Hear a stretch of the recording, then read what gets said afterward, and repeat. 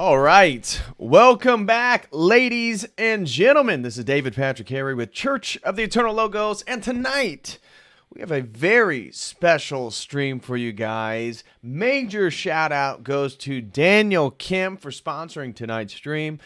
Daniel Kim, who also sponsored our previous stream on demonic magic, told me that what he wanted to know a little bit more about was that of mermaids, the mythology of mermaids. And so we'll be diving in to mermaid myths from China to Babylon, to the Celtic culture of Melusina, to the Sirens of Greek mythology, all the way to the contemporary use of the Little Mermaid. So we're going to be hitting a tons of different stuff and really trying to give a full overview of mythology regarding these mermaid-like figures. And so I got so many articles and so many things to read to you guys. I don't plan on creating or having too long of a monologue here, but there are a few things that I want to say because I thought this was actually, I didn't know a whole lot about mermaids before diving into the research for tonight's stream, but after doing so, really enjoyed the research and what I found, and that really I think by the end of this we're going to realize that the mermaid's actually a really interesting creature for us to understand, be it archetypally, symbolically, psychologically, or just knowing how it has related to various theologies and mythologies across the world. So to begin, first thing I want to say is who or what is a mermaid, right? So first thing, are they good or are they bad? Well, as we were going to see in our overview of these general cultures, is that it depends on which culture you're looking at. When we look at the Chinese mythologies, we're going to see that these female hybrids, these upper half of a beautiful woman and the bottom half of a fish, that they were actually considered good luck charms, that there was much more of a benevolent understanding in places like China as opposed to a place like Japan or a place like Greece. So the Aegean Sea, that little space between Greece and what would be contemporary Turkey, had tons of myths regarding these mermaid-like figures. We'll also look at Melusina in Celtic lore, which she's sort of an ambiguous figure. She's not really good or bad. She kind of occupies both spaces. Where when we look at, Hans Andersen's Little Mermaid, that actually his mermaid is kind of benevolent. That the Little Mermaid for him is somebody who is representative of desiring a soul, a human soul. And again, when we get to the Celtic lore, really where this myth, after the medieval period, is where we really see what we would consider mermaid mythology really get going. And so, are they good or bad? Well, it depends on which culture you look at. That the interpretation of these figures is quite variant. When we look at Mama Wata in Africa, another water goddess, water fairy, she is considered a little bit more benevolent. But we'll also see she's tied to promiscuous understandings of female sexuality, and she's considered a fertility goddess. Multiple aspects that, again, we may see in other cultures. So, are they beautiful or ugly? This is another one that as you look across different cultures, these mermaid figures, sometimes they're beautiful, sometimes they're ugly. Now, obviously, the way that we understand it from like Disney's Little Mermaid, we understand them as a beautiful, beautiful woman, and that's how they sort of captivate the humans. And typically the myth goes that they want to become human so that they can unite with a prince figure, which is consistent even with the Disney interpretation. So many describe these mermaids as beautiful, which come from the Siren mythology out of Greece in regards to these entities, these beautiful women with beautiful voices that could lure men, sailors to them so that they could then take them under for their own entertainment, their own pleasure, and kill men. And so sort of succubus type figure, if you will. But it was often associated with their objective beauty. However, we can also look at other cultures that describe these entities as hideous, monstrous, absolutely ugly. And so that's especially true when we look at, are they male or female? Actually, there are myths of mermen. And mermen, though, are much less frequent than mermaids or merladies or ladies of the sea, or a sea witch is sometimes how they're translated depending on which language and culture.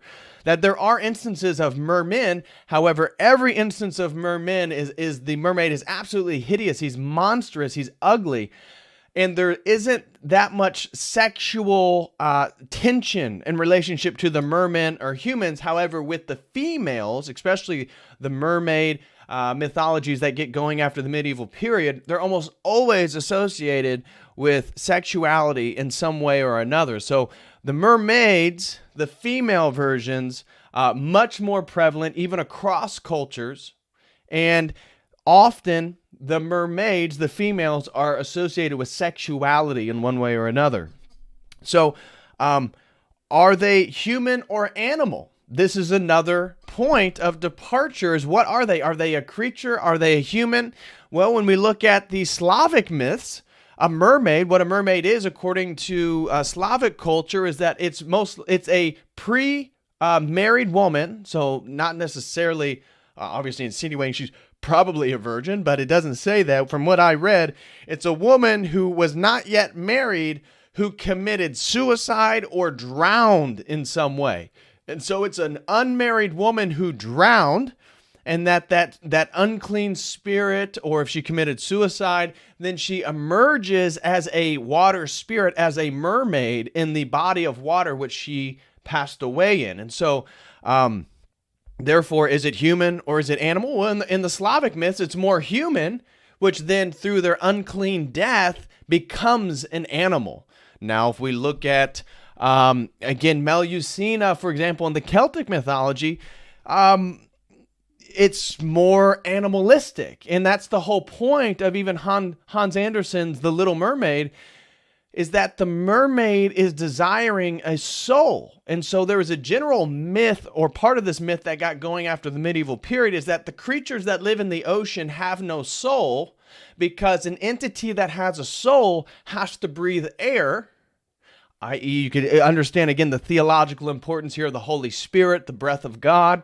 And so the idea was any creature, whether it be humanoid or not, in the ocean can't actually have a soul because it doesn't breathe air. It can breathe underwater, and therefore it's not fully human, and it's not fully, in a way, divinized. It doesn't have that piece of eternity inside of itself, and that's the whole basis of the original myth of the Little Mermaid, and why she wanted to unite with the prince and become a true human being, a true woman. Of course, that doesn't go according to plan, and though we're going to go over that myth, and so we're going to learn a little bit about what the original mermaid legend is and why the Disney version actually changes and distorts a little something. And one version, or one thing that's distorted, is that she's much more independent, right? Ariel in the Little Mermaid of the Disney version, she kind of does what she wants to do. She does her own thing, and she sort of goes against the will of her father, which is obviously celebrated by feminists and celebrated by a lot of critics, or just movie critics generally speaking. So one of the points that they really liked about the Disney's rewriting of the myth of the Little Mermaid is that she's more independent. She'll go, again, she goes up to the top of the sea when she's told not to. She will disobey her father. One of the criticisms then people have had is that, oh no, that Little Mermaid that the Disney wrote, she's too infatuated with Prince Eric. She's too much interested in men.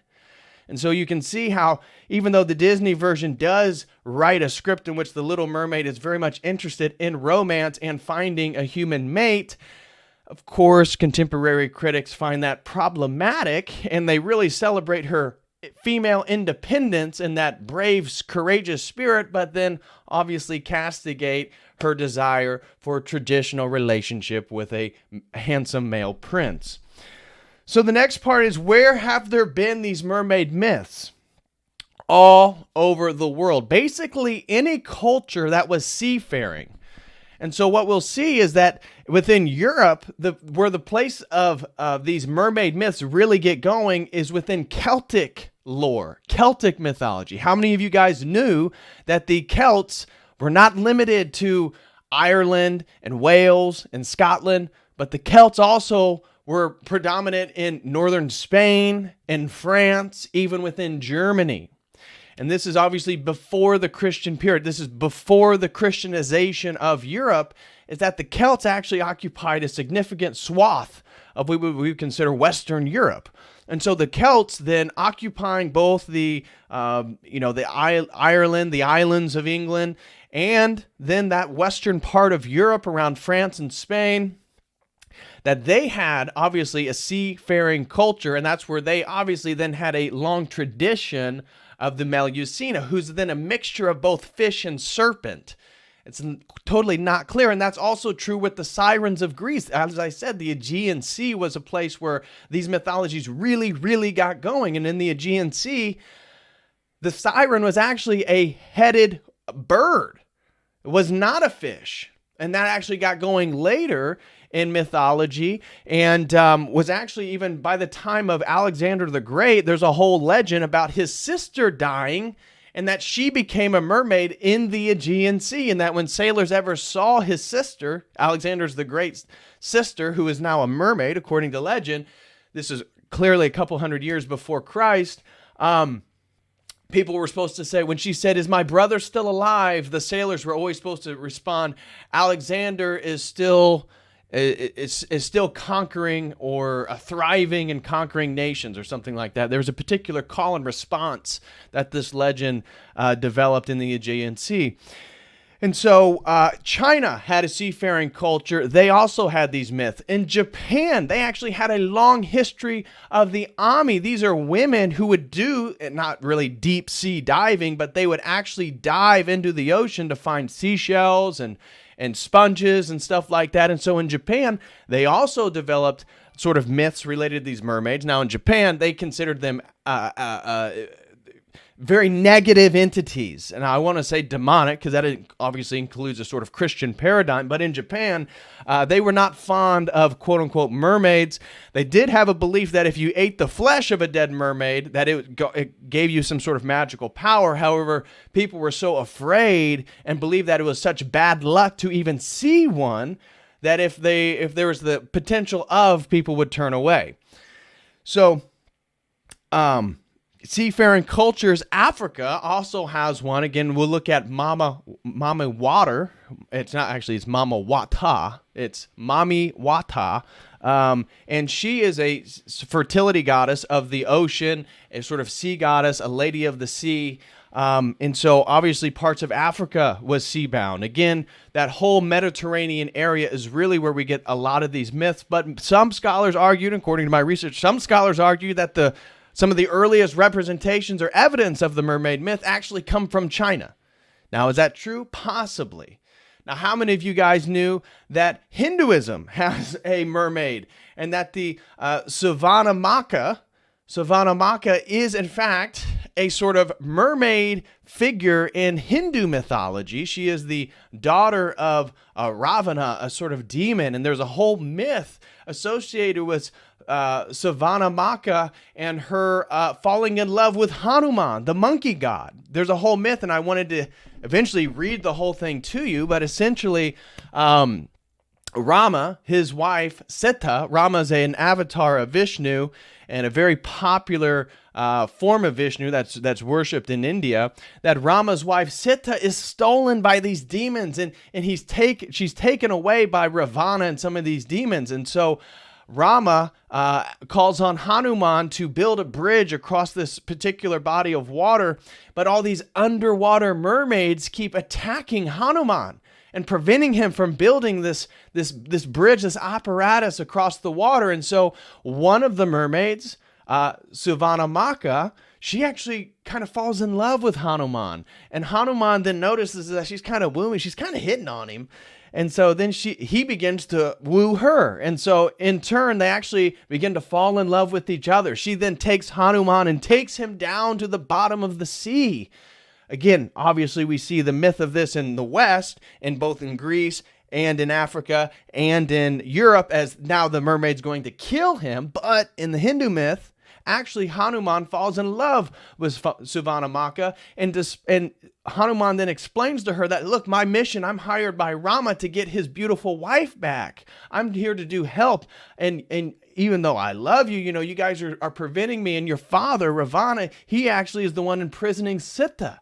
And so Savanamaka then disobeys her father due to her falling in love with Hanuman, and rescues Sita away from her father, gives her to Hanuman, and Hanuman's been able to bring her back to Rama. So again, who know that mermaids were also part of Hindu mythology and Indian mythology. So wherever there has been a seafaring culture, basically there have been these stories related to mermaids. Now, some of you may be aware that Christopher Columbus even claimed that he saw mermaids on his expedition of the New World. Most people believe what he saw were manatees. Manatees have, now again, they don't exactly have a human face. They do have breasts. They do, potentially if you saw the shadow of one or moving, maybe you could conceive it as a mermaid as such. But, there's been... Still today, people claim that they see mermaids, right? And one place in which we see mermaids quite regularly is if you are occupying Starbucks. So the logo of Starbucks is actually of Melusina, this particular goddess figure, this particular water fairy that has its origin within Celtic mythology, but eventually gets adopted, especially after the medieval period, there in France by very prominent families. And so this Melusina mythology, actually, even today in Germany, you can still find wells devoted to Melusina, the water fairy, this sort of water goddess. And this was even true during the Protestant Reformation in Germany, that Protestants and Catholics still had a very venerative spot for Melusina. And so Melusina in the logo of Starbucks is actually based on one of the French heraldry emblems of some of these royal families who claim that they were descendants from Melusina. So even today, not just in the Little Mermaid of Disney, but even in your Starbucks cup when you're sipping your latte, the symbolism and some of the myths that we're going to be discussing today are still even present right there in your hand. And it's very interesting. Why would Starbucks get a logo of Melusina, a woman who, from all intensive purposes, with the mythology of her, and we're going to dive into it, is that she was very beautiful. She was a very beautiful mermaid-like figure. Again, whether she had a snake tail or a fish bottom, that is debated. There's multiple representations, and that's why some argue that maybe it was Scylla and Charybdis, another relationships of these sort of water figures from Greek mythology, that they were more serpentine in their structures. And so whenever you see a mermaid but with two tails, right, like the Starbucks logo, what you're seeing is Melusina. Now, when you see a mermaid with a single tail, this is part of the larger sort of general framework of the humanoid, half fish-like creature. And so that's something whenever you're looking at mermaid figure, mermaid iconography across mythological traditions, always look for the split tail, because when you start to find in Brazilian mythology, Brazil also has this goddess figure named Yara, and Yara has that split tail. And it's because some of the sailors on Christopher Columbus's voyages, and even the Portuguese, right? Obviously, Portugal occupied and colonized modern-day Brazil, that they brought the legend of Melusina with them. And of course, that got adopted and wrapped into Brazilian forms of mythology. And so they have the figure of Yara, who we'll look at. And she clearly has two tails, just as the Starbucks logo, just as Melusina. And so that's something to keep in mind when you begin to investigate and look into some of the symbolism, is how many tails are being depicted. Is it one or is it two? And sometimes it's one fish-like body, but then it splits off into two longer tails. And so we'll look at a lot of this stuff moving forward. What does the mermaid represent? Well, this is actually a complicated question, and there isn't just one specific answer to rest on. As I said, what really gets going post the Christianization of Europe is that, and this is even true for in Byzantium, the Eastern Roman Empire, that the mermaid was a figure who was soulless. It was a creature. It was a creature kind of like us, but it was more animalistic than men and women. And so the mermaid or the merman, mostly the mermaid, it represented as a sort of soulless creature, yet could participate in so many aspects similar to us. And again, why is this the sort of modern or the predominant motif? Is because mermaids were considered to be lacking that inspiration of the Holy Spirit, right? That's why they didn't have a soul, is because they didn't breathe air. They could breathe underwater. Another point of what does the mermaid represent is that it definitely represents sexuality and fertility. That especially within the African framework of this, and even in the Brazilian, is that we see the mermaid come to take on much more of a sexual dimension. And I think when we start to play with that concept, like what exactly is the mermaid, when we keep in mind the sort of sexuality and that multiple myths, again, whether it's the demonic version where they're going to lure you in, the Siren of Greek mythology, they're going to lure you in, sing beautiful songs, present themselves as beautiful young women, and then once you get close, they're going to drag you to the bottom of the sea, they're going to drown you, they're going to kill you. No, not for really any significant purpose, but just because it's fun and it entertains them.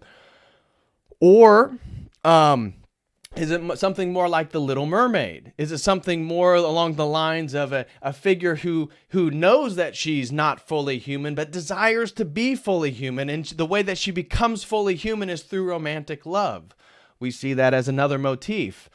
We even see that within Chinese culture as well. And so in China, they had a more recent movie that was like a box office like boom, which I believe it was called The Mermaid. I'm not totally positive, but I believe it was in 2016. And so The Mermaid, in Chinese culture, this was a huge movie. And it basically is along the same premise, is that there is a successful Chinese businessman and he falls in love, or I guess is a woman who's a mermaid falls in love with him. And then they, again, try to figure it all out how they're going to be together. So what does the mermaid represent? Well, in some Christian contexts, it represents a soulless creature. It represents a form of humanity that is more animal than godly, and that's why it lacks a soul. We see sexuality and fertility. Another one is, and this comes from, I was looking at some of the Jungian interpretations of mermaids, and to be honest, it was all right. I was pretty disappointed with some of it because the Jungians, they just go a little bit too far.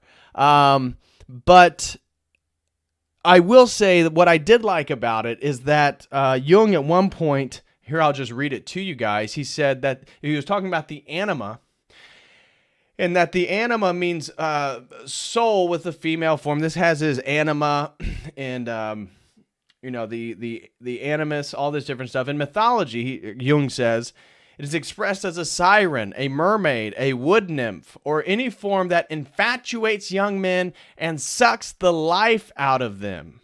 Sucks the life out of them. The anima came represented either as a goddess or a witch. And that is aspects of the female which were out of men's control. Interesting. Because what I began to think about was, if the mermaid figure is somebody who is representative of male infatuation that then sucks the life out of them, isn't it interesting? Because what it's showing is that it's men being suckered by the presentation of female beauty, of female humanity, but then it's lulled and sucked and dies from the animalistic instincts of that entity. And so Could we associate this with pornography? Could we associate this with OnlyFans, where men become infatuated with the physical representation of female beauty, female sexuality, female fertility in its distorted ways, and in that process actually get the life sucked out of them? I don't just mean, being a coomer, but literally the addictive process itself, the lack of testosterone, the lack of vitality in men themselves. This, in a way, is a sort of mermaid myth. And in a way, the mermaid is these sort of OnlyFans girls, because what they're doing is they're getting the attention of the men, right? They're like the Siren, they're luring you in. They're bringing you close based on their beautiful voice and their beautiful representation, their physical beauty. But then what they're really doing is they're going to drag you to the bottom of the sea. They're going to take all your money. They're going to take all that is actually near and dear to you. And so it's funny when we look at the mermaid then as a sort of archetype of a force that gets men to become infatuated, but then sucks the life force out of them. It seems like there's kind of a lot of mermaid-like figures in our culture that maybe we should be a little bit more conscientious of. So, the epitome, another thing is that mermaids represent the epitome of female beauty, and again, these animalistic desires. And this is a point, could the mermaid then just be a representation, a symbol of, could it be a symbol of our human nature itself? Is the mermaid really just an amalgamated symbol of us being both that sort of beautiful human aspect, but also then weighed down by our animalistic desires? Is the mermaid just a comment or an unconscious archetype of human nature itself? That's been postulated by many people as well. Could it just be representative of being, in a way, both angel and animal? Melusina. Again, we're going to dive into this one. A lot of interesting stuff with Melusina, but she is both weird. We're not going to get into the whole backstory. She has a very strange relationship with her mother. In a way, her mother... Anyways, Melusina, due to her mother's desires, Melusina wanted to, again, be with a sort of a human man. And so her mother put some spell on her where she made her the most beautiful female, right? However, she turned into a hideous monster one day every week. And this within Christian culture, again, Melusina comes from Celtic lore. So this was occupying Western Europe, France, Spain, Germany, and of course, all of what we would call now the United Kingdom, that she would become monstrous on specifically Saturday. Why Saturday? Well, that's because that's when the Christians felt that the Jews, who they believed were potentially practicing some nefarious things, so they associated the Melusina, the day that she becomes monstrous, is on Saturday. Well, I thought, isn't that so interesting? Because again, if we carry the archetype of this sort of woman, the essence that sort of infatuates men, then sucks their life force out. Isn't that what women do on Saturday night when you go to the club? They go to the bars, they go to various places around town. In a way, that's kind of what they're doing then, right? Is they're getting into that monstrous state. Not that they physically look monstrous like the myth of Melusina, but in a way, the monstrosity of the sort of the female spirit out of control. And so, interestingly, there's another story of Melusina in which her mom places her female soul inside of a male body. And so that got me really thinking, isn't that interesting that Melusina, we find her in two representations. One is a very, very beautiful, again, woman, mermaid, this half animal, half hominid creature, who then is a monstrous figure one day a week. Again, representative of sort of the inability to control the female impulse. And then we find it of a female soul within a male body. In Native American lore, that'd be a half spirit, what we would consider a homosexual man, and maybe contemporary thoughts. So something interesting there. But generally speaking, there is a relationship with the mermaid as a sort of goddess-like, uncontrollable female figure. But also, as we'll see in some versions, it's a uncontrollable female figure, but it's also one who becomes human through love. And so love becomes a very important aspect. So we're going to dive into all this stuff, guys. Please smash that like for everybody who's still here. Looks like a lot of people must be busy this Friday night. I got so much stuff to get into. We're going to take care of some quick housekeeping. Guys, if you would like to support Church of the Eternal Logos and the work that I do, please become a website member. You can do so with this link right here. For $5, you can get access to an exclusive video library. For $15 a month, you can get access to 2 exclusive video libraries, our fitness membership, and also join our monthly fitness meeting, a Zoom meeting, which is the first Tuesday of every month. Or you can become a premium member, which gets you all of that, plus 2 additional meetings every month. So if you're a premium member, you get 3 Zoom meetings each month, plus access to 2 video libraries. So I would really appreciate that if you guys would like to support. Also, if anybody would like to sign up for a one-on-one session, you can do so right here with this link. We got plenty of slots open for this coming Thursday. And again, major shout out here. Major shout out goes to Daniel Kim for sponsoring tonight's stream. I really appreciate it. Daniel Kim, God bless you, brother. Again, he sponsored the demonic magic stream. 2 very, very good topics. I want to, again, thank you, brother, for your support. Thank you for sponsoring some streams. And guys, everybody out there, give Daniel Kim some support as well, because you are reaping, in a way, his labor for sponsoring tonight's stream. So thank you so much, Daniel Kim. And if you also have a topic you would like for me to dive into and do a stream about, sponsor a stream with this link right here. You can sponsor a stream with that link right there, and I would be happy to dive into any topic that you wish for me to do a little bit more of a deep dive into. So with that being said, guys, please smash that like. We're going to now continue a little bit deeper into our presentation here. So, all right. Here we go, mermaid. So what's the first thing? If we're going to learn about something, we got to find the etymology of it. So here we go. First things first, and that is etymology. So mermaid, where does mermaid come from? What is the word mermaid? So mermaid, fabled marine or amphibian creature having the upper body in the form of a woman and the lower in the form of a fish with human attributes, quote, usually working harm with or without malignant intent to mortals with whom she might be thrown into relation. She's also translated as the maid of the sea, or in Middle English, sea lake. Old English has an equivalent, merwif, water witch. Mermaid or siren is another one related to Middle Dutch, which became, again, in Middle English, yada, yada, yada.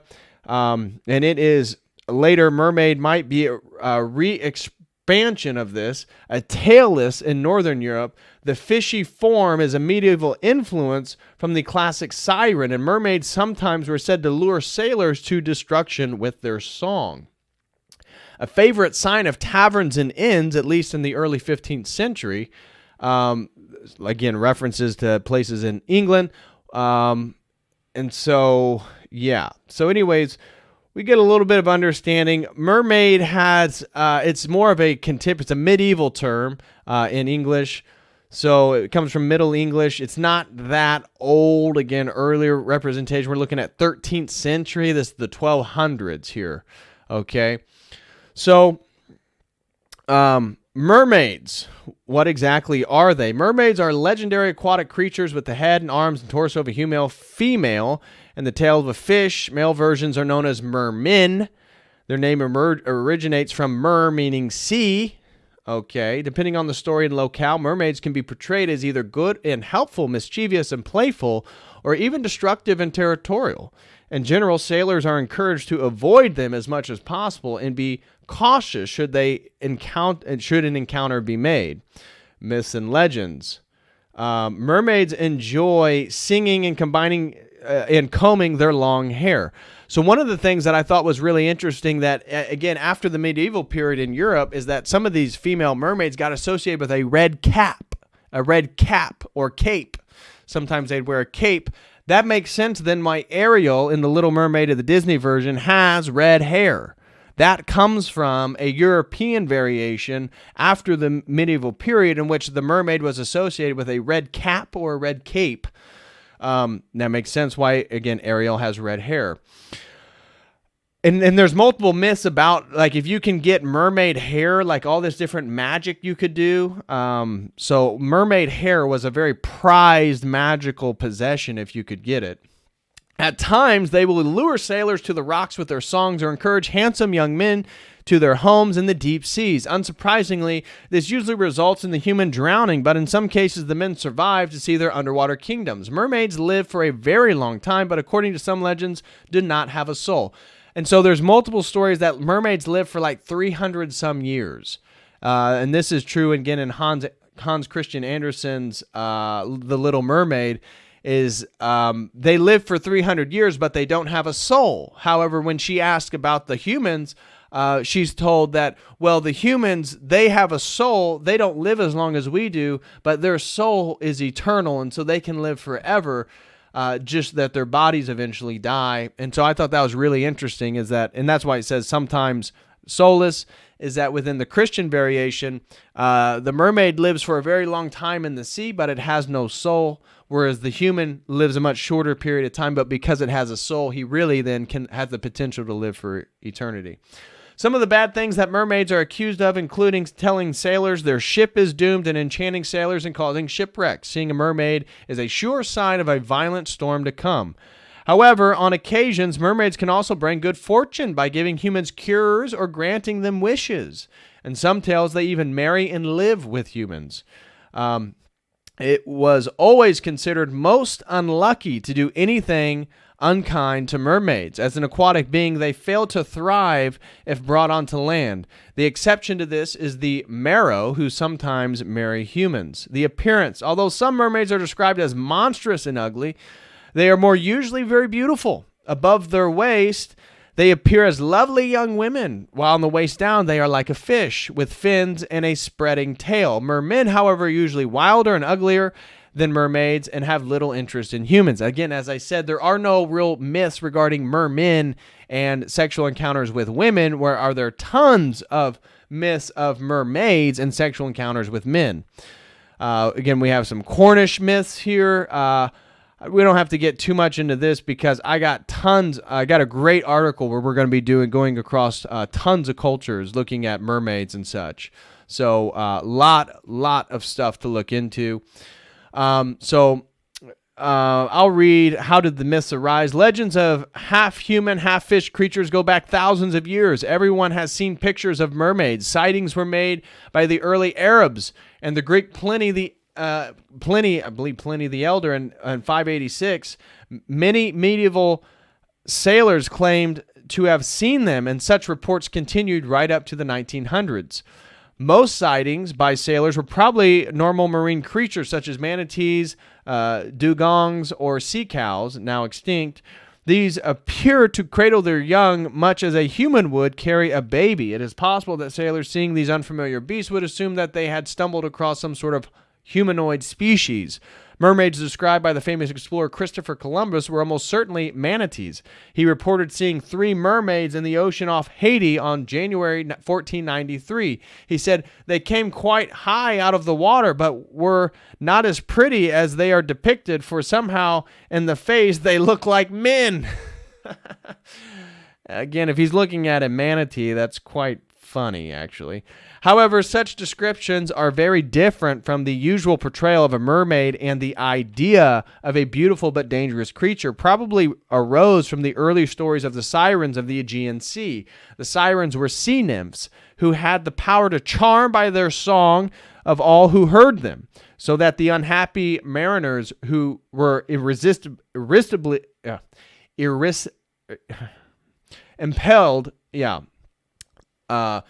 to cast themselves into the sea to their destruction. The sirens were first mentioned in Homer's Odyssey. This may have snapped the portrayal of mermaids from medieval times onwards. Now, this article in particular is something that I want to read to you guys, because this is the best article I found covering the entirety of mermaids. And so we're going to be reading this whole thing here, the whole kit and caboodle.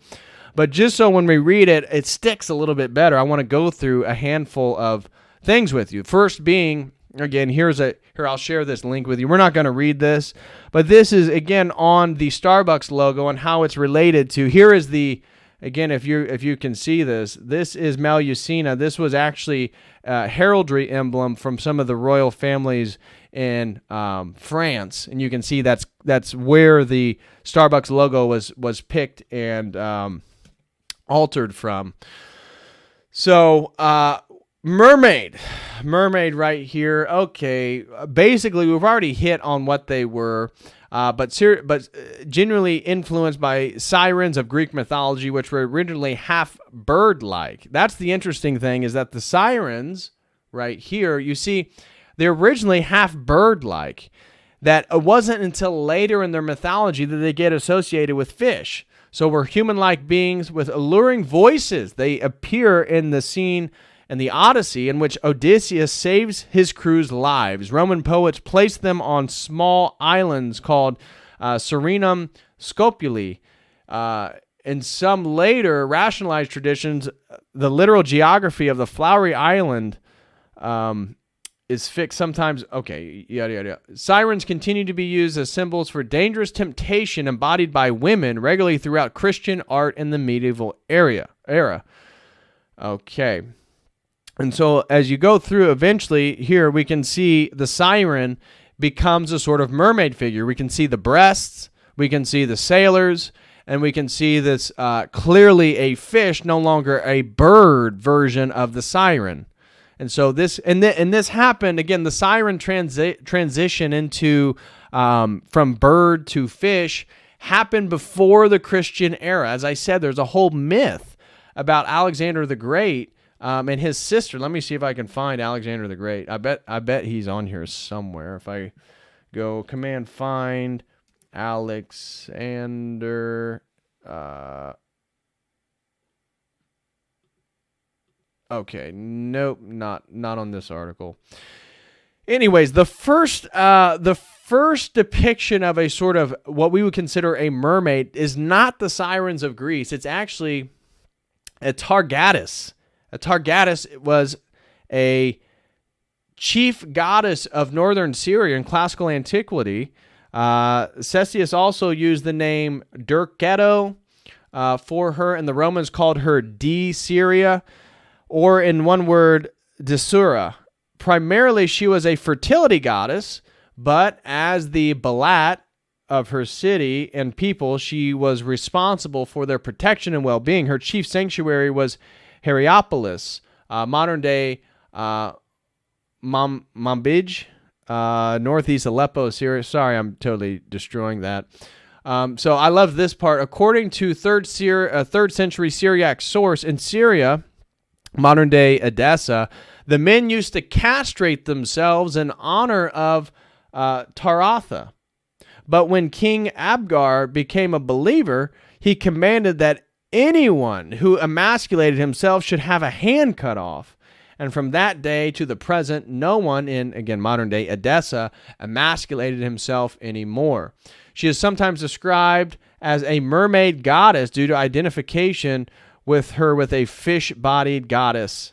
Okay, so we'll read a little bit more about her, but this is actually one of the oldest representations. This comes from Syria. Yes. Now, obviously, could have been influenced by the Siren. We don't really know what the first one is. As I said, other scholars believe that the mermaid actually comes from China, and I'll show you the goddess figure who they believe she comes from.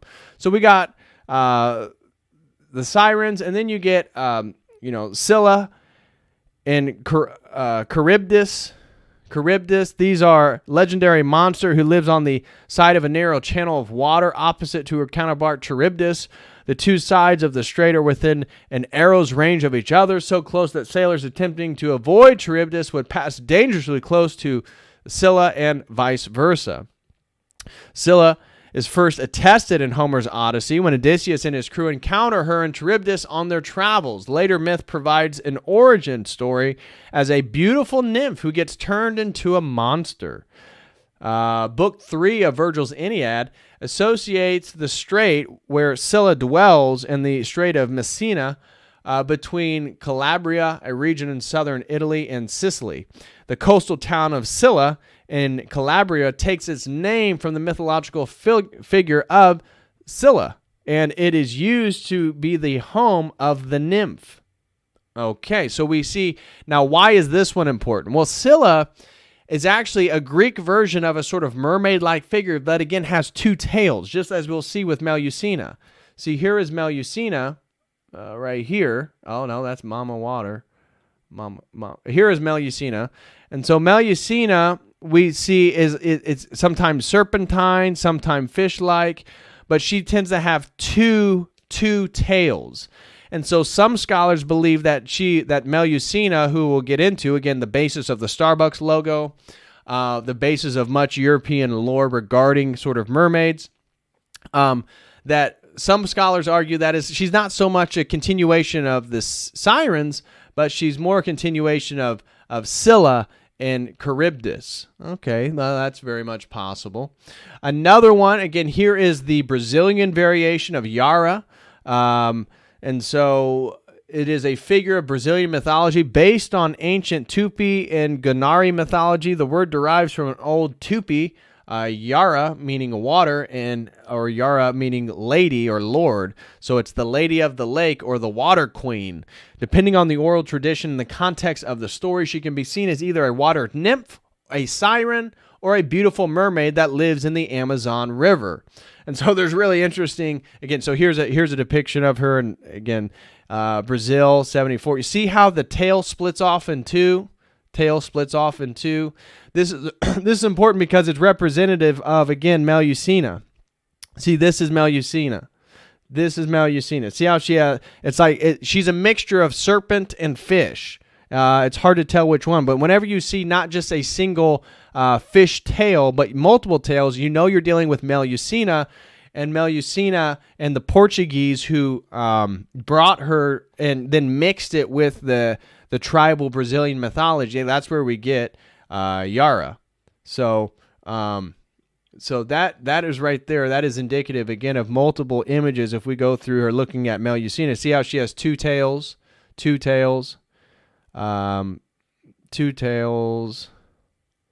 multiple tails. And you're going to find that Melusina actually becomes really prominent within European alchemy. And if you're familiar with alchemy, then you've probably seen her in various depictions. There's Melusina again.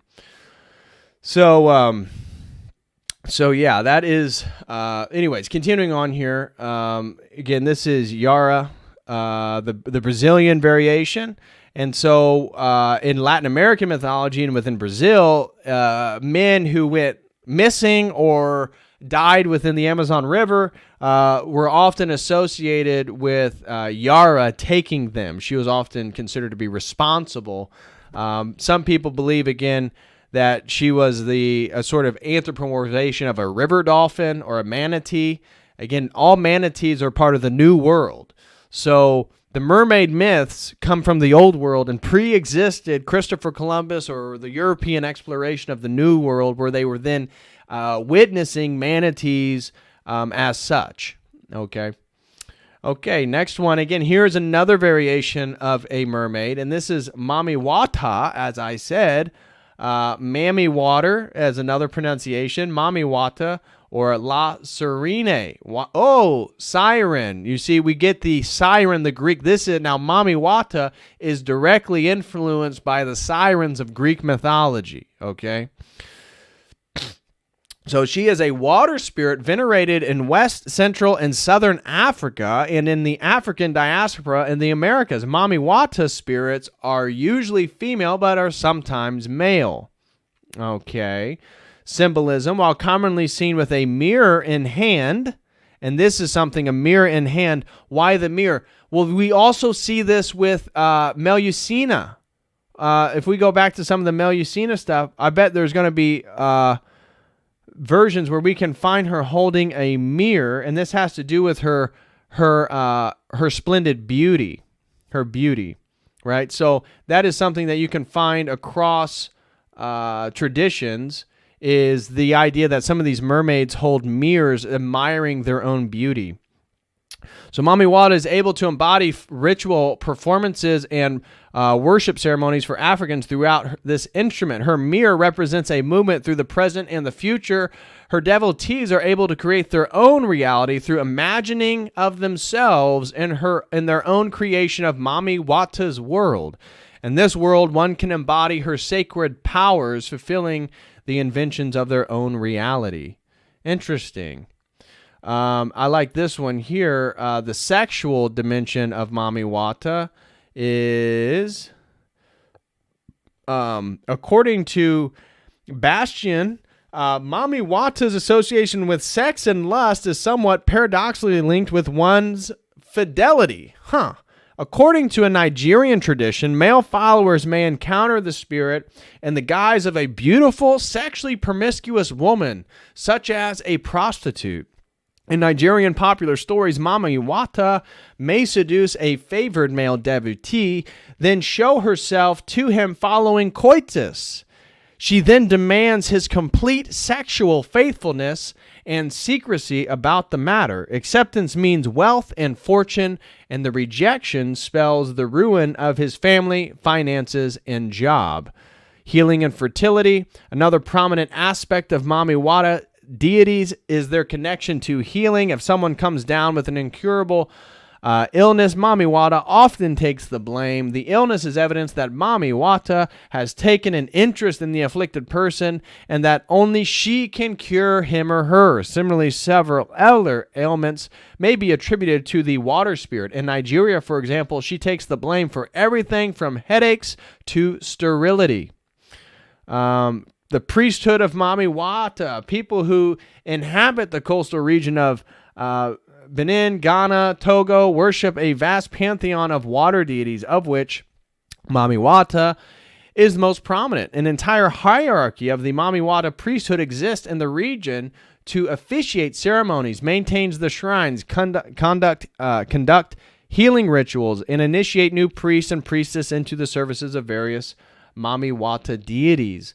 By February 15th of 2020 at 9 a.m. in the city of Cotonou in Benin, a high priest of voodoo and Mami Wata was officially appointed the supreme chief of Mami Wata as an indication of her of how revered she is in the region. Coronation as the supreme chief was broadcast live on various television news programs and featured in local newspapers. The coronation was attended by hundreds of priests from around the region, and the highest dignitaries of voodoo of the Mami Wata tradition. Also in attendance was the Republic's Minister of Culture and several local government officials. So again, this is this particular African mermaid goddess right here. Yes, and here is a priestess of that tradition. Okay. Moving on. Here is the Hindu version. As I told you, how many of you guys knew there was a Hindu mermaid? I did not. I enjoyed learning about this. I was surprised. I was not aware.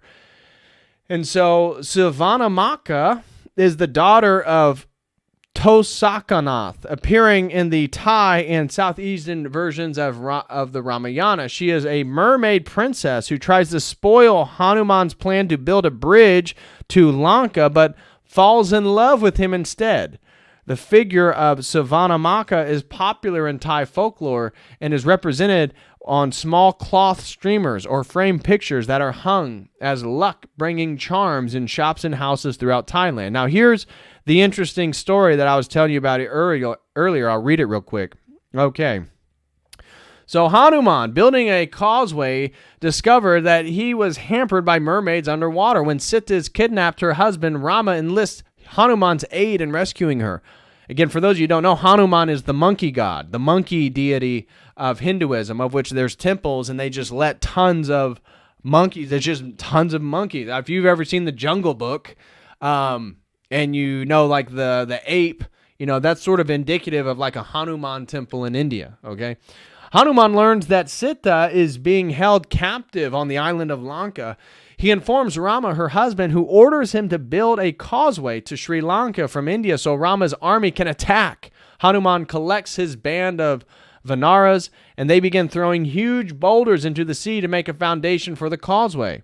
After a few days, they notice something is wrong and call Hanuman to report. They tell him that each day they throw rocks into the sea and the next day they are gone. Hanuman asks for volunteers to join him while he instructs the others to continue throwing rocks into the sea. When several volunteers have stepped forward, Hanuman leads them into the waves. They find a large number of mermaids underwater. As they watch, a new rock is tossed in. The mermaids living underwater take the rocks and carry them away. Hanuman looks for their leader. He spots a lovely mermaid supervising the others. He swims towards her, but she skillfully evades him. Time and again, he begins to attack, but it comes to nothing. Hanuman finds he is falling in love with the creature. He changes his tactics and begins to silently woo her. She responds to him, and soon they are together at the bottom of the sea. Later, Hanuman asks the mermaid why she is stealing the rocks. She tells him that she is Savanamaka, the daughter of Ravana, the demon who had abducted Sita. When Ravana saw Hanuman's Vanaras building a causeway, he instructed Savanamaka to stop it. Hanuman tells the mermaid why he is building the causeway. He tells her of the abduction of Sita, the battle between Rama and her father Ravana, and why they started to build a bridge to reach Lanka. Savanamaka turned to Hanuman, and her eyes were filled with love. No more, she said, would she prevent Hanuman from completing his mission. Her mermaids underwater would, in fact, return all the stolen rocks to the causeway. They parted as lovers, but it was not to be the end for them. Hanuman had left a seed with Savanamaka, and soon she would give birth to their son, Machunu. Okay, so very interesting. This is a part of the mermaid myth within Hinduism. Now, here's in China, we have Mazu, is a Chinese sea goddess known for several other names and titles. She is the deified form of the legendary figure of Lin Mo, or Lin Mo Niang, a Fujianese shamaness whose lifespan is traditionally dated from 960 to 987, revered after her death as a tutelary deity for seafarers, including fishermen and sailors. Her worship spread throughout China's coastal regions and overseas Chinese communities throughout Southeast Asia, and overseas where some Muzuist temples are affiliated with famous Taiwanese temples. She was thought to roam the seas, protecting her believers through miraculous interventions. She is now generally regarded by her believers as a powerful and benevolent queen of heaven.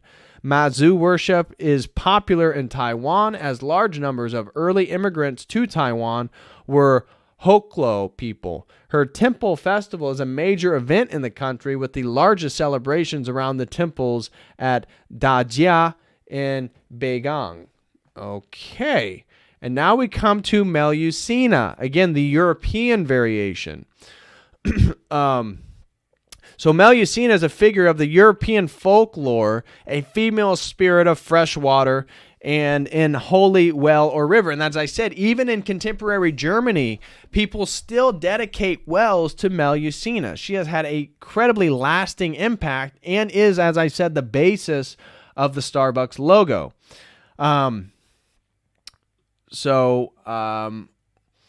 She is usually depicted as a woman who is a serpent or fish from the waist down, much like Lamia or a mermaid. She is also sometimes illustrated with wings, two tails, or both. Her legends are especially connected with the northern and western areas of France, Luxembourg, and the Low Countries. Okay, yada yada.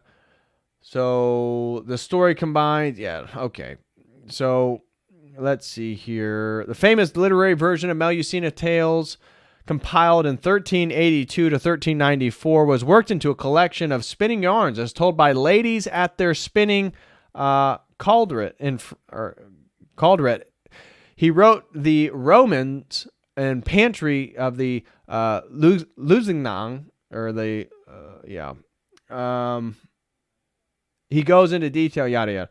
Okay, the tale was translated into German, which version became popular as a chapbook. It was later translated into English. Okay, yada yada yada.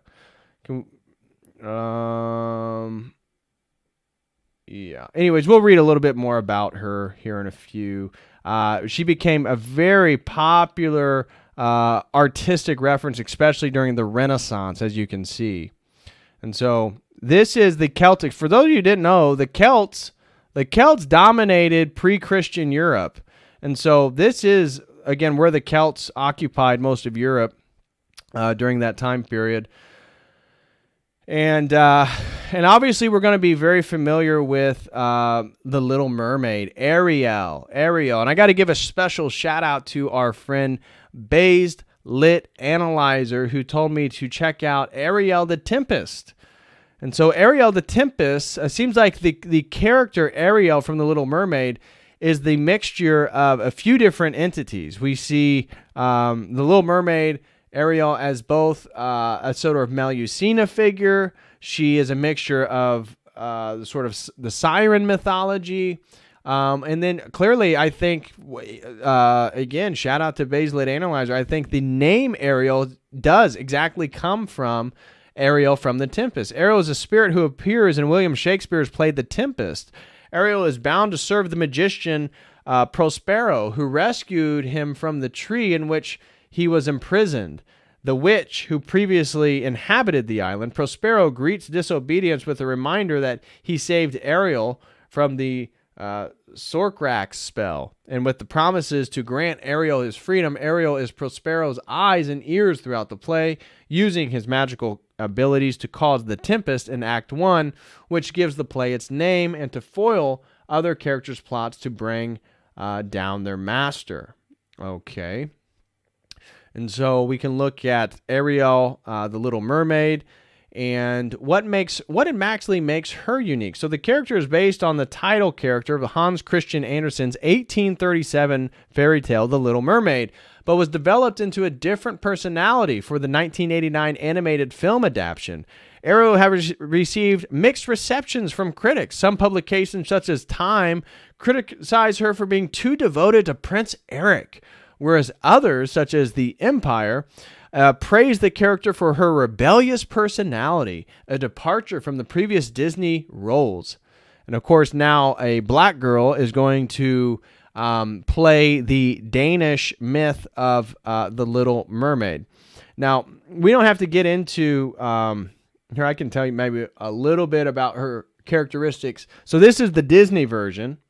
Ariel is the youngest of King Triton and Queen Athena, and they have 7 daughters. She is often seen in the company of Flounder, her best friend, and Sebastian, her father's advisor, who is often assigned to keep an eye on her. In the television series first film, Ariel has a fascination with the human world and often goes to find human artifacts that she displays in her secret grotto. Ariel is often rebellious, wandering off with her own to explore her surroundings, and frequently disobeys the orders of her father or Sebastian, causing conflict with the characters. In The Little Mermaid, she is depicted as being willing to do anything to be with Prince Eric, even giving up her voice to become human. Clements described her as a typical teenager prone to errors of judgment. She also is incredibly curious, and by her curiosity often leads into dangerous situations. Ariel is kind and caring to others, no matter their circumstances, as depicted in the television series. In an earlier episode, Ariel helps an orphaned merboy who had fallen in with the bad crowd.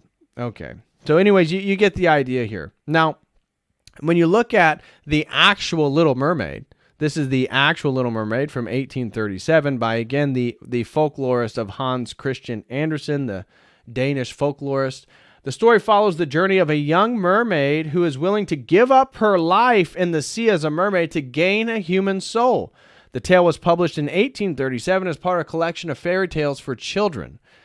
And so I want to read the plot summary because the original Little Mermaid is way better than the Disney version. So let's read the plot summary of the original Little Mermaid, again by Hans Christian Andersen, the Danish folklorist. Guys, please hit that like if you guys have not. I would greatly appreciate it. And if anybody would like to support this stream and some of my work, please super chat using the Streamlabs link. I would greatly appreciate that. The Little Mermaid lives in an underwater kingdom. Her widowed father, Merking, her grandmother, and her 5 older sisters. So she has 5 sisters as opposed to 7 sisters in the Disney version, each of whom had been born 1 year apart. When a mermaid turns 15, she is permitted to swim to the surface for the first time to catch a glimpse of the world above. And when the sisters become old enough, each of them visits the upper world one at a time every 365 days. As each returns, the Little Mermaid listens longingly to their various descriptions of the world inhabited by human beings. When the Little Mermaid turn comes, she rises up to the surface, watches a birthday celebration being held on a ship in honor of a handsome prince, and falls in love with him from a safe distance. Then a violent storm hits, sinking the ship, and the Little Mermaid saves the prince from drowning. She delivers him unconscious to the shore near a temple. Here, the Little Mermaid waits until a young woman from the temple and her ladies in waiting find him. To her dismay, the prince never sees the Little Mermaid or even realizes that it was her who had originally saved his life. The Little Mermaid becomes melancholy and asks her grandmother if humans can live forever. The grandmother explains that humans have a much shorter lifespan than mermaids, 300 years, but that they have an eternal soul that lives on in heaven, while mermaids turn into sea foam at death and cease to exist. The Little Mermaid, longing for the prince and an eternal soul, visits the sea witch, who lives in a dangerous part of the ocean. The witch willingly helps her by selling her potion that gives her legs in exchange for her beautiful voice. As the Little Mermaid was the most enchanting voice in the entire world, the witch warns the Little Mermaid that once she becomes a human, she will never be able to return to the sea. Consuming the potion will make her feel as if a sword is being passed through her body. Yet when she recovers, she will have 2 human legs and will be able to dance like no human has ever danced before. However, she will constantly feel as if she is walking on sharp knives. In addition, she will obtain a soul only if she wins the love of the prince and marries him, for then a part of his soul will flow into her. Otherwise, at dawn on the first day after she marries someone else, the Little Mermaid will die with a broken heart. After he marries someone else, the Little Mermaid will die of a broken heart and dissolve into sea foam upon the waves. After she agrees to the arrangement, the Little Mermaid swims up to the surface near the prince's castle and drinks the potion. The liquid feels like a sword piercing her body, and she passes out on the shore, naked. She is found by the prince, who is mesmerized by her beauty and grace, even though she is mute. Most of all, he likes her to see her dance, and she dances for him despite suffering excruciating pain with every step. Soon, the Little Mermaid becomes the prince's favorite companion and accompanies him on many of his outings, but he does not fall in love with her at all. When the prince's parents encourage their son to marry the neighboring princess in arranged marriage, the prince tells the Little Mermaid he will not because he does not love the princess. He goes on to say he can only love the young woman from the temple, who he believes rescued him. It turns out that the princess from the neighboring kingdom was the temple woman, as she was sent to the temple for her education. The prince declares his love for her, and the royal wedding is announced at once. The prince and princess celebrate their new marriage aboard a wedding ship, and the Little Mermaid's heartbroken. She thinks of all that she has sacrificed and all the pain she has endured for the prince. She despairs, thinking of the death that now awaits her. But before dawn, her sisters rise out of the water and bring her a dagger that the sea witch has given them in exchange for their long, beautiful hair. If the Little Mermaid kills the prince and lets his blood drip on her feet, she will become a mermaid once more. All her suffering will end, and she will live out her full life in the ocean with her family. However, the Little Mermaid cannot bring herself to kill the sleeping prince lying with his new wife, and she throws the dagger and herself off the ship into the water just as dawn breaks. Her body dissolves into foam, but instead of ceasing to exist, she feels the warm sun and discovers that she has turned into a luminous, ethereal, earthbound spirit, a daughter of the air. As the I'll come back to it. As the Little Mermaid ascends into the atmosphere, she is greeted by other daughters who tell her that she has become like them because she strove with all her heart to obtain an immortal soul. Because of her selflessness, she is given the chance to earn her own soul by doing good deeds for mankind for 300 years and will one day rise up into heaven. And so we see then this understanding of you see the Christian lens on the Little Mermaid by Hans Christian Andersen, because one, the Little Mermaid again is soulless. The whole thing is about real love giving us a soul. We see the way that she gets the soul is by getting a man to fall in love with her, so that through love, through marriage of two people, they become one flesh. Here again, we see that they become one soul. And then at the end here, we see that, again, why don't they not have a soul? Because they don't have the Holy Spirit. Again, the sort of spirit of the air, the Holy Spirit, the breath of God, the breath of life.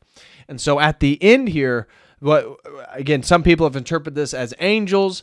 It depends on which variation you're reading. But the daughters of the air, or the angels, who then greet her,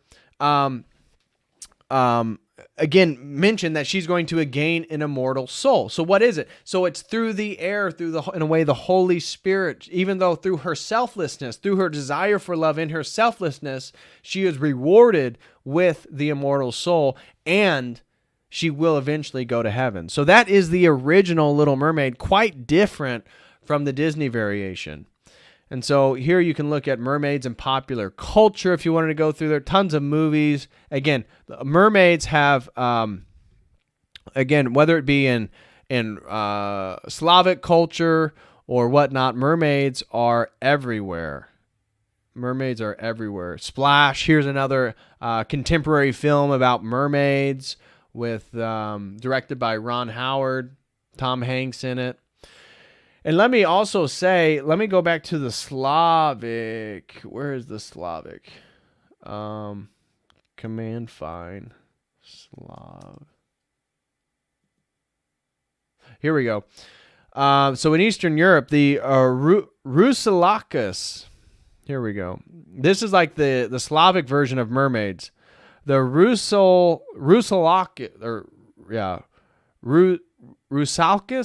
are the Slavic counterpart of the Greek sirens and the naiads, often seducing sailors to their doom.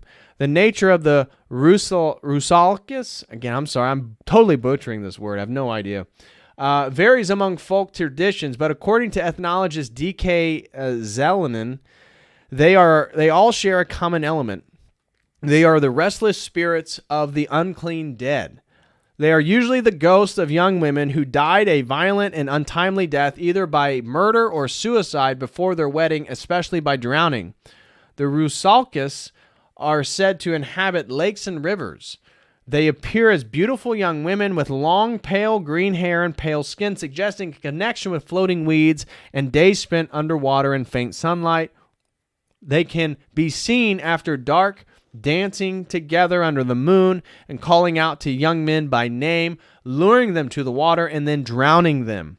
The characterization of the Rusalkas as both desirable and treacherous is prevalent in Russia, Ukraine, and Belarus, and was emphasized by 19th century Russian authors. The best known of these, the great Czech nationalist composer Anton Dvořák. Okay, now here's in Byzantium, right? So in Byzantine and Autumn Greek folklore, so the conception of the siren as both a mermaid-like creature and part bird-like persisted in Byzantine Greece for some time. The physiologus began switching the illustration of the siren as that a mermaid, as in a version dated to the 9th century, the 10th century. There is a modern Greek legend that Alexander the Great's sisters, Thessaloniki, turned into a mermaid after her death, living in the Aegean. She would ask the sailors on any ship she encountered only one question: is King Alexander alive? To which the correct answer was, he lives and reigns and conquers the world. This answer would please her, and she would accordingly calm the waters and bid the ship farewell. Any other answer would enrage her, and she would stir up a terrible storm, dooming the ship and every sailor on board. This legend derives from an Alexander romance entitled Philada to Megalekandru, dating to the Ottoman Greece period, first printed in 1680. Okay, interesting stuff here. And so, this is the Aegean Sea, for those of you who don't know. Naga, this is another variation of a serpent. This comes from Hindu mythology. Not exactly a mermaid, but half human, half serpent. Here's the mermaid film in Chinese culture, the 2016 film, The Mermaid. And then here's the famous French family, the house that use Melusina as their heralding emblem. And so then we have to also mention the aquatic ape hypothesis, because within contemporary times, there have been people who have argued that mermaids are a remnant of our evolutionary past. Yes, I kid you not. There is a group of people who believe in the aquatic ape hypothesis. This is a waterside hypothesis on human evolution, postulates that the ancestors of modern humans took a divergent evolutionary pathway from the great apes by becoming adapted to more aquatic habitat. And so some people have talked about the mermaid as part of the remnants of this historical fact.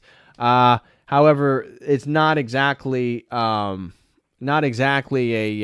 favored theory by evolutionary theorists, especially with an anthropologist. Again, generally speaking, Darwinian macroevolution, Darwinian Wallace theory of evolution. I think for anybody who's keeping up to date knows that really is no longer a viable theory. And so they really need to revamp that if they're going to contribute to try to push Darwinian evolution. But they're definitely not fans of this aquatic ape hypothesis. I only bring it up because in my research regarding mermaids, some people believe mermaids to be real and that they still exist, and they exist due to the aquatic ape hypothesis. Okay. So anyways, now I want to, stoned mermaid apes. That's hilarious, Rachel. That is hilarious. Now I want to read you this article, and that's what we're going to do for the rest of this stream.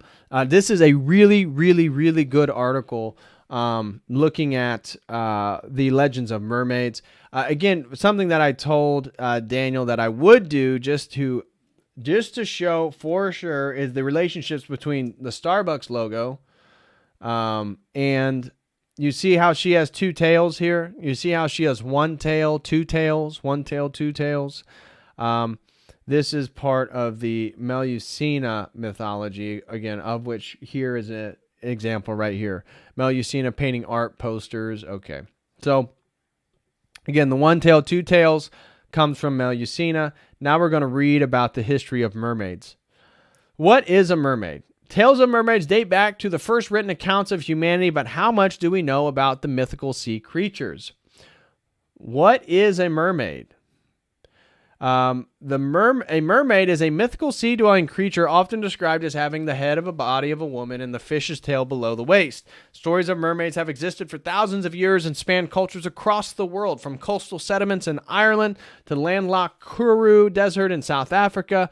The English word mermaid is a compound of mare, meaning sea, and maid, a young girl or young woman. What does mermaid symbolize?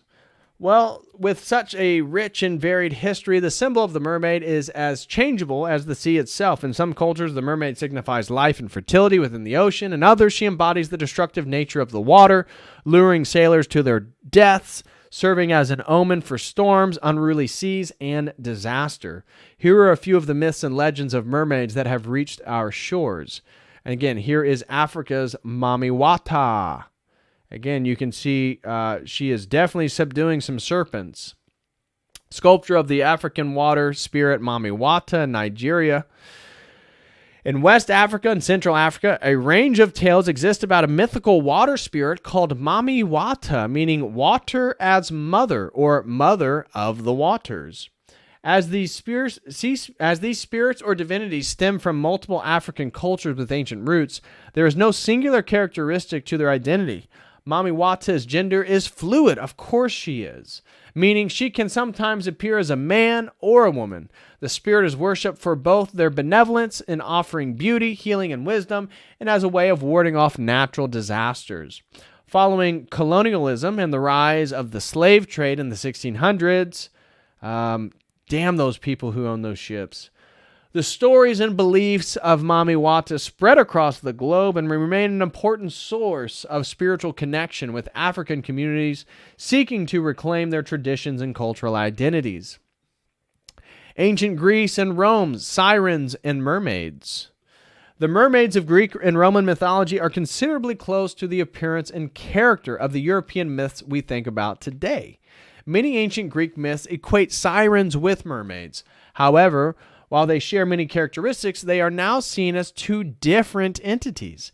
A famous Greek folktale claimed that Alexander the Great's sister Thessaloniki was transformed into a mermaid upon her death in 295 BC and lived in the Aegean Sea. Whenever a ship passed, she would ask the question, "Is King Alexander alive?" If the sailors answered correctly, declaring he lives and reigns and conquers the world, Thessaloniki would allow the ship to continue on its journey. Any other answer was said to anger her, and she would conjure a storm and doom the vessel and its sailors to death at sea. Again, Eastern Europe, the Rusalki, often translated as mermaid, the Rusalki are water nymphs of Slavic mythology. While initially regarded as benevolent spirits of fertility and agriculture, the Rusalki gained a more sinister description in the 1800s. They were believed to be the ghosts of women who died violent deaths by drowning in their anger and sorrow. The Rusalki now lured men and children to their watery graves. You know, there's something interesting, too, I noticed about reading on Melusina is looking at in Germany. So, obviously, this is Martin Luther, Protestant Reformation. But in his table talks, Martin Luther mentioned Melusina, who he described as a succubus of the devil. Luther believed in stories like Melusina and attributed to the devil appearing in female form to seduce men. I thought that was so interesting that, as I told you, within Germany, people still will dedicate their wells to Melusina, and that Martin Luther actually believed in Melusina, but saw her as a demonic succubus for the devil. I thought that was pretty interesting. In Ireland, the Merrows, female Merrows with their beauty and long green hair resemble our traditional views of mermaids. Their counterpart, the male Merrow, is considered grotesque, cruel, and more fish than man. The ruthless nature of the male Merrow is why the creatures were said to have relationships with humans. Southeast Asia. Remember, we just saw the Savannah Maca. Southeast Asian folklore includes the story of a mermaid princess, Savannah Maca, meaning golden fish. In the Ramayana, the country's retelling the Indian epic poem, one of the heroes, Hanuman, attempts to build a bridge of stones across the sea. His plans are hampered by Savannah Maca, who has been instructed to prevent the causeway's completion.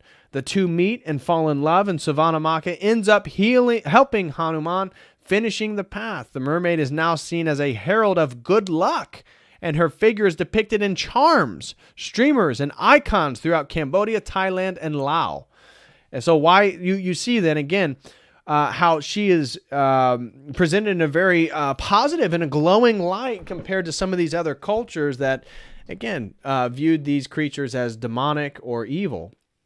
The Scottish Isles. So we're looking at Celtic culture again. Scottish Isles in Scotland, the Selkie. While not exactly fishy, the Scottish Selkie has often been connected to mermaid mythology. These shape-shifting creatures live as seals while in the sea and transform into humans while on land.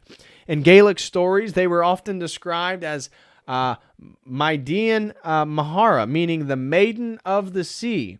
In their stories, Selkies are uncertain creatures. There are stories of them tempting people into the water, but others where they cast off their seal skins, marry humans, and begin families. These tales usually end in tragedy when the Selkie returns to the oceans with or without their loved ones. Here we get Melusina, Western Europe. A feminine spirit found in many medieval European folk tales, the Melusina has a serpent or fish's tail and sometimes has wings. Hungary, France, and Germany all have different accounts of Melusina. The most famous legend describes her as a willful girl who tries to get revenge on her human father on behalf of her fairy mother, only to be punished by her mother with a tail. Contemporary symbols. More recently, the figure of the mermaid was adopted by the transgender youth network Mermaids UK. Founded in 1995, this organization supports children and young people who are transgender and/or gender diverse. The symbol of the mermaid provides a potent symbol to the community due to the mermaid's ability to transform. With the absence of physical genitalia, the sex of the mermaid is irrelevant. Although, of course, we know that the mermaid typically always has breasts. So, again, if we believed in chromosomes and sex, we would obviously know that the mermaid is being depicted as female. But in the contemporary period, we no longer believe in chromosomes. Those are too antiquated, apparently. Backwards.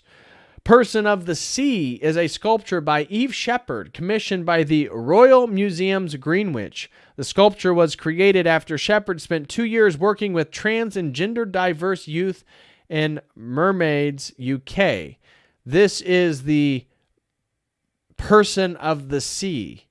So clearly not a masculine figure. So we see again, I would argue, this is the remnant of Melusina in the variations of Melusina's mythology, one of which she is a female soul in a male body. This is, again, due to the punishment of her fairy mother. Another one, she is a beautiful girl with a tail, serpent's tail or a fish tail, due to the punishment of her fairy mother. And so this sort of gender fluidity, I think, is due to one of the myths of Melusina and her being a female soul in a male body. And so we see how, again, the mermaid has been adopted for nefarious LGBTQ purposes. I guess nefarious depending on where you stand. What are the origins of mermaids? How far into humanity's past our stories of mermaids reach is unknown. Possibly since we first began finding creatures in the sea. Archaeologists have found accounts in Mesopotamian mythology of Oannes, a male fish god from over 5,000 years ago.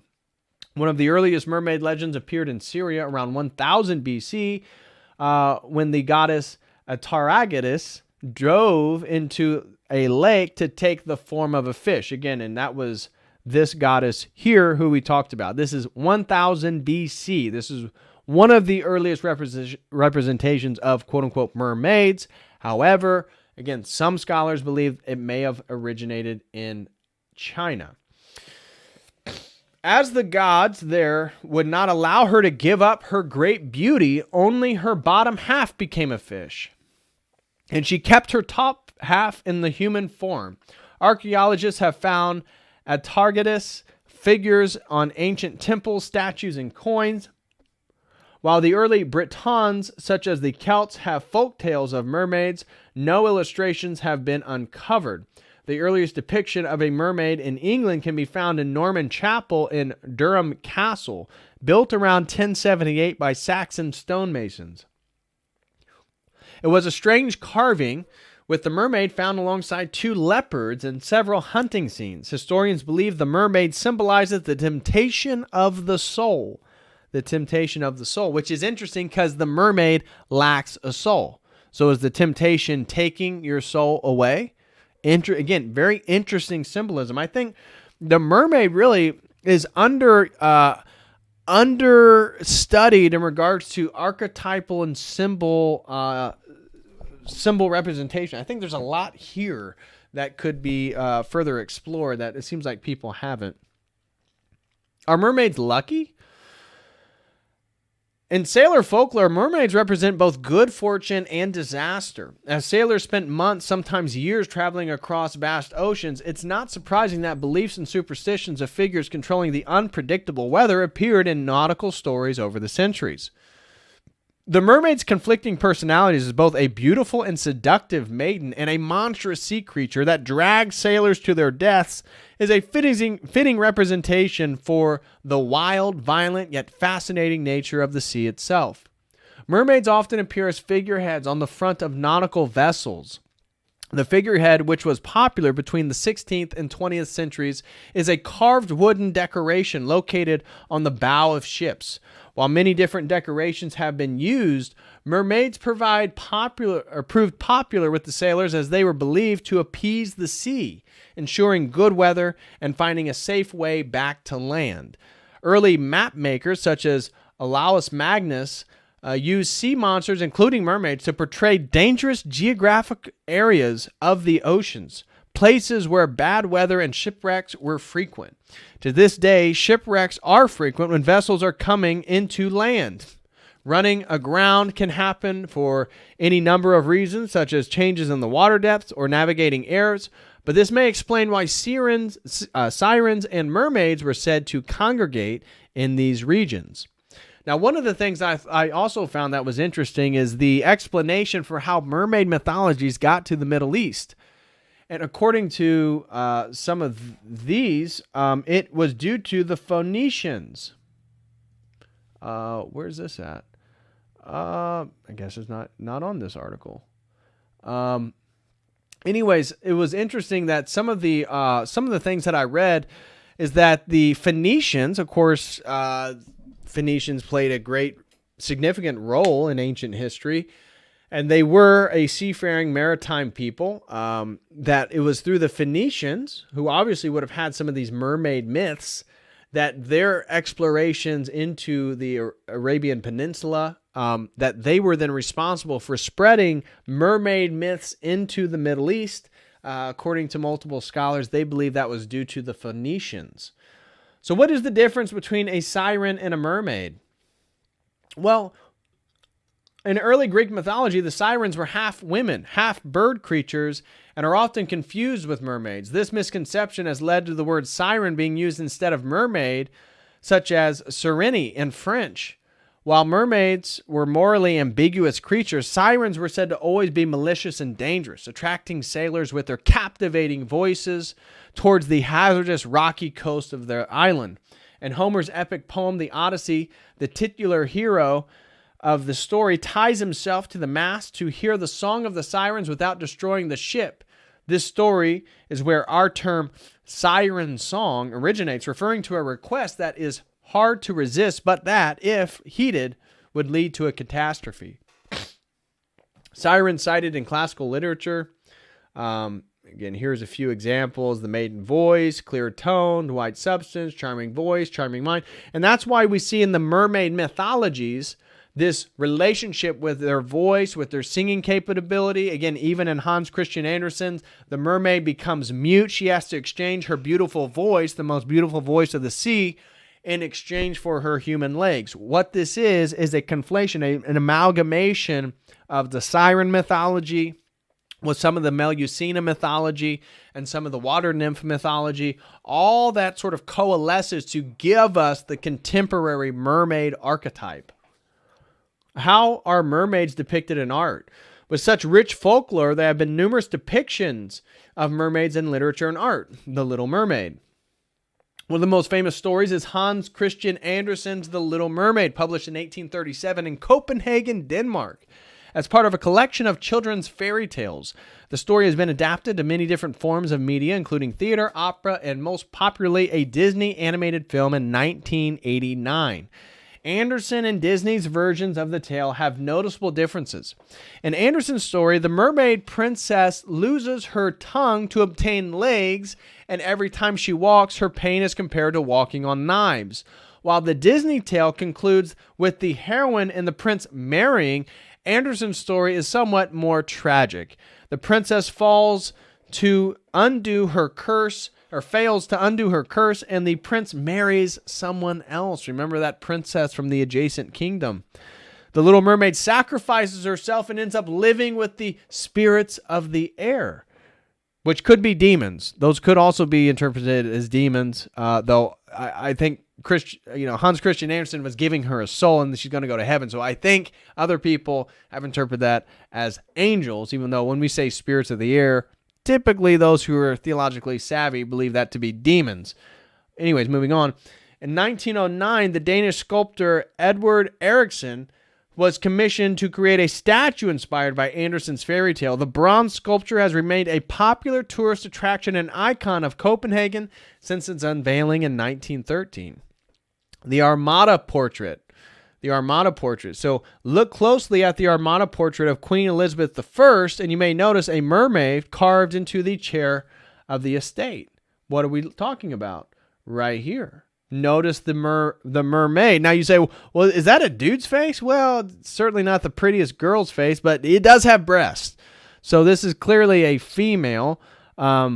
And we see looks like the armrest of the chair she's on. She has her hand depicting, again, her British domination of the planet.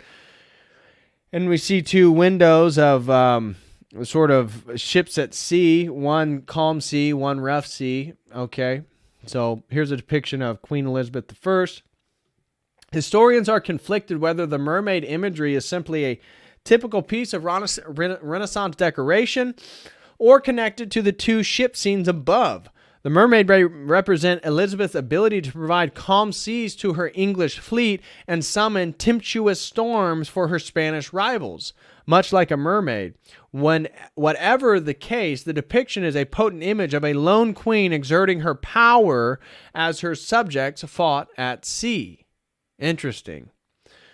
Mary, Queen of Scots, in The Mermaid and the Hare. Here again, we can see this old image. Again, we see a female, clearly a breasted female figure, crowned mermaid type symbolism.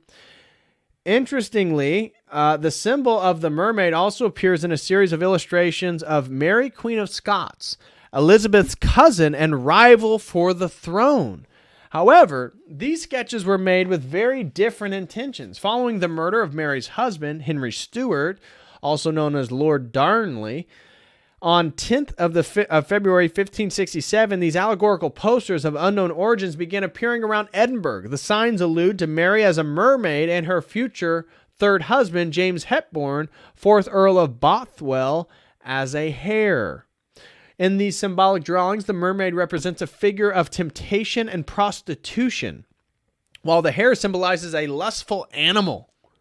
As propaganda, it promotes Elizabeth as the virtuous virgin queen, while implicating Mary in the death of her second husband and portraying her as a prostitute.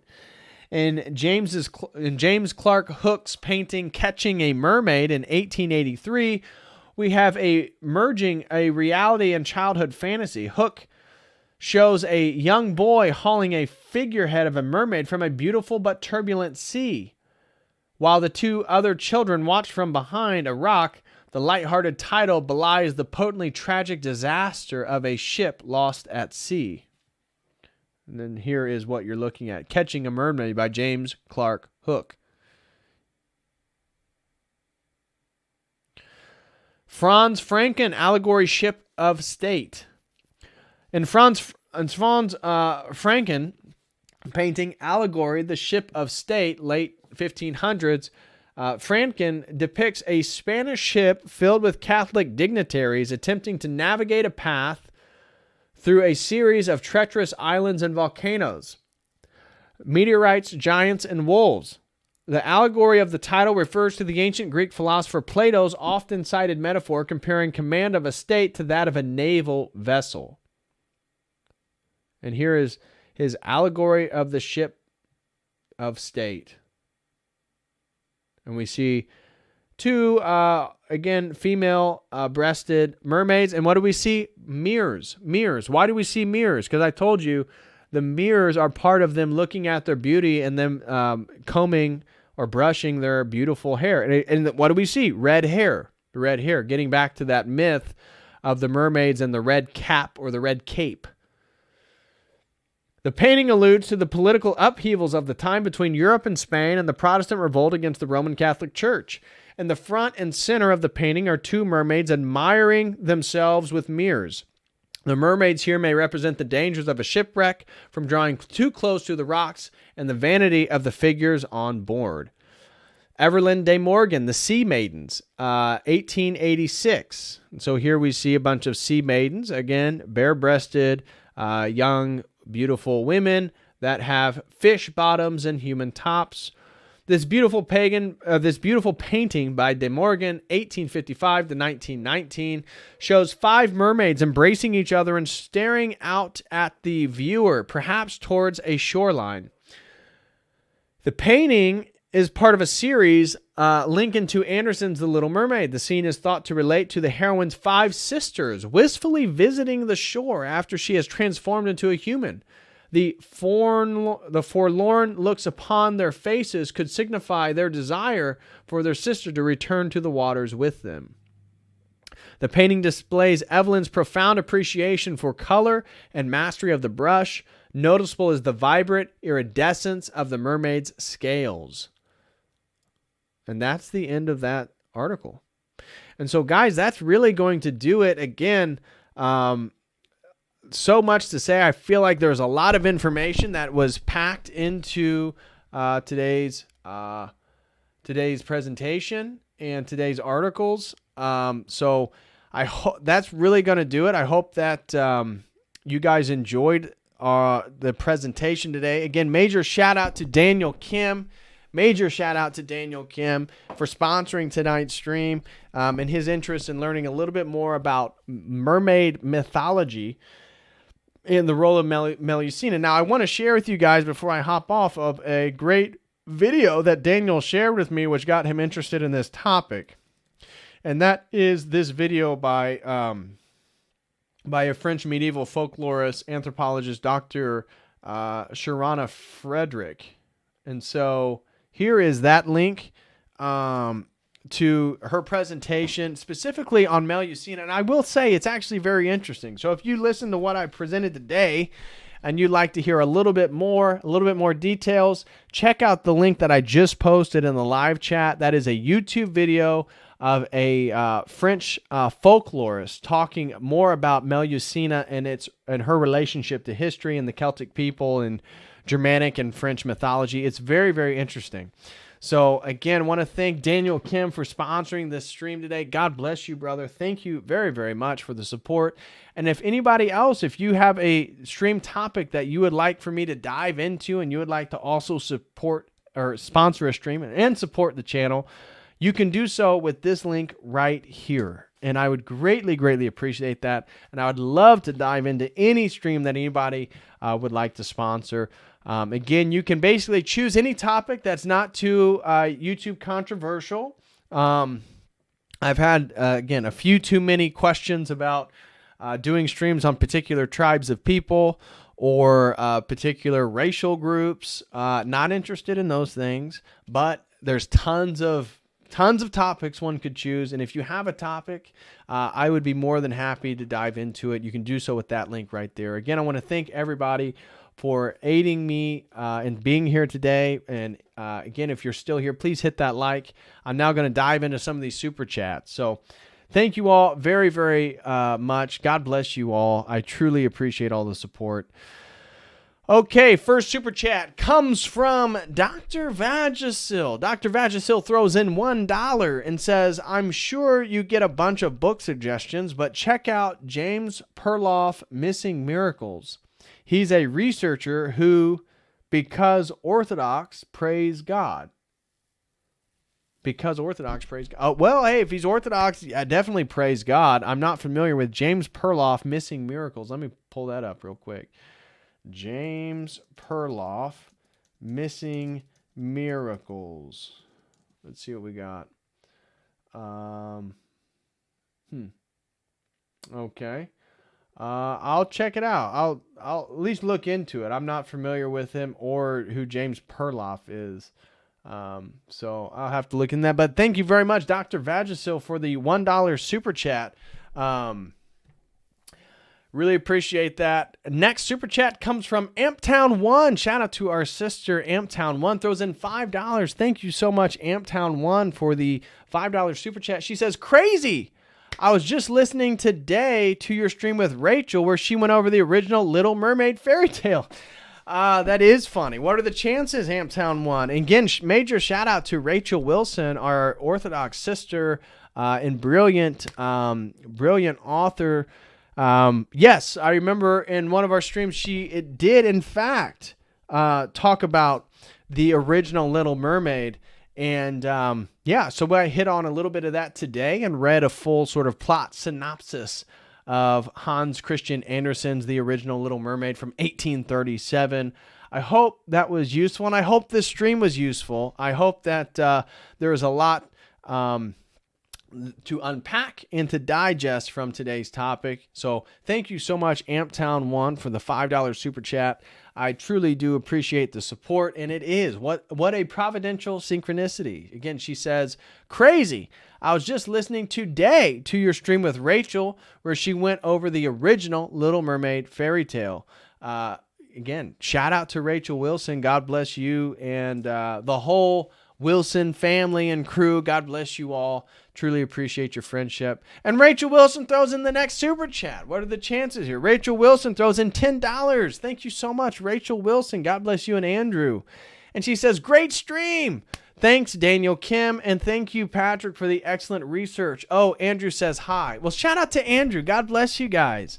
Shout out to Andrew and Rachel. Again, we love you both, guys. And I truly, personally, we all love you, but I also truly appreciate both your guys' friendship. So thank you, Andrew and Rachel. It's been a joy knowing you guys and being friends with you. Thank you so much. And thank you for the $10 super chat. I hope you guys have a wonderful weekend. And hey, Merry Christmas. 'Tis the season, right? 'Tis the season. Merry Christmas to the Wilson family. Merry Christmas to Amptown1. Merry Christmas even to that dirty doctor, Dr. Vagisil. Well, thank you all so much. Next super chat comes from Serena the Mermaid. Serena the Mermaid throws in $5 and says, the spider is another symbol commonly used to depict the spirit-eating effect that the female can have on their male counterparts. Yes, that is absolutely true. And I know the black widow, because some of the spider species, especially like the black widow, actually do eat the male after they fornicate. So again, very interesting symbolism there is that the little male, the big female, after they mate, she'll just eat them. And in a way, that's what all the simpy form of our culture is. Maybe, again, Serena the Mermaid, maybe that right there is another stream, is looking at the black widow and the simplification of contemporary man. In a way, they're all smaller. The women are getting bigger. And in a way, they consume you after your continual fetish and desire to have sex. So, I don't know. Maybe there's something to play around with there, Serena the Mermaid. Thank you for throwing that in. And thank you for your $5 super chat.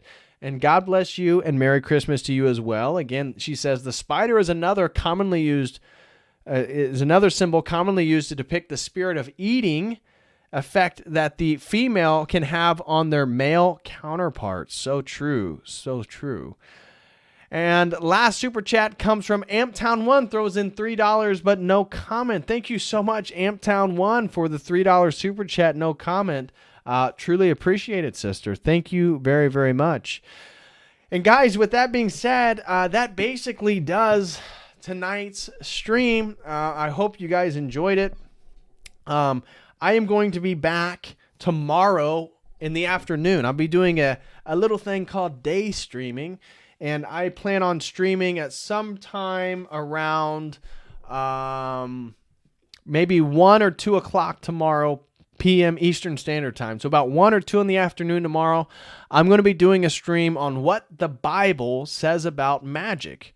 What the Bible says about magic. So you can catch me then again tomorrow around 1 or 2 o'clock p.m. I will post the stream in the morning. I'll be doing a stream on what the Bible says about magic. And I will also be doing a stream Sunday. So I'm going to be bop tonight, tomorrow, and Sunday. We are doing a little thing called streaming. So guys, thank you all for being here. Major shout out to Dangerfield Henley for being such a great mod. Major shout out to Rachel Wilson. And major shout out to all you guys. Please hit that like. Thank you all for being here and spending time with me on your Friday night. Again, a special thank you goes out to Amptown1, Serena the Mermaid, the Wilson family, and Dr. Vagisil. Guys, thank you all so much, and I will see you tomorrow afternoon if you're free. We'll be diving into what the Bible has to say about magic. Until then, as always, God bless.